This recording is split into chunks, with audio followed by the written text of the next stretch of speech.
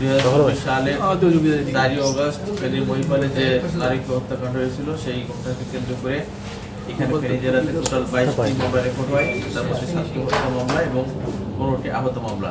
এই মামলাগুলোর মধ্যে আমরা আজকে একটি মামলার পুলিশ রিপোর্ট দাখিল করতে যাচ্ছি। এই মামলাগুলো পুঙ্খানুপুঙ্খভাবে তদন্ত করেছি আমরা।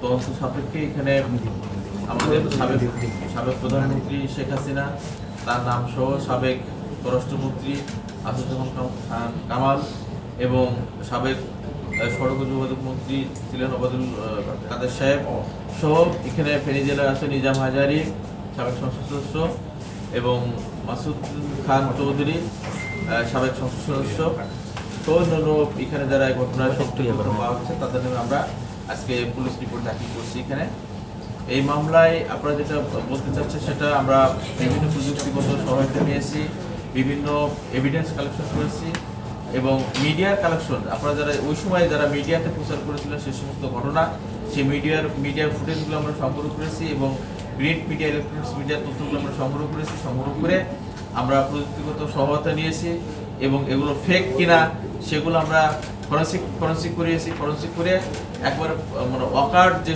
তথ্য, একবার নির্ভেজাল তথ্য, সেই তথ্য প্রযুক্তি এবং তথ্যের মাধ্যমে আমরা যেটা তথ্য পেয়েছি সেই পরিপ্রেক্ষিতে আমরা আজকে পুলিশ রিপোর্ট দাখিল করতে যাচ্ছি। টোটাল কতজনের নামে? আমাদের 221 জনের আমরা চার্জশিট দিচ্ছি, তার মধ্যে 156 জন এজাহার নামে আসামি, বাকি যে কয়জন আসামি আসে আমরা তদন্ত পেয়েছি স্যার।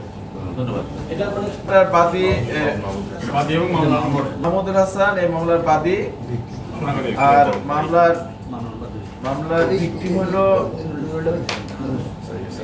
ভিকটিম হলো মৃত মোহাম্মদ মাহবুবুল হাসান মাসুম।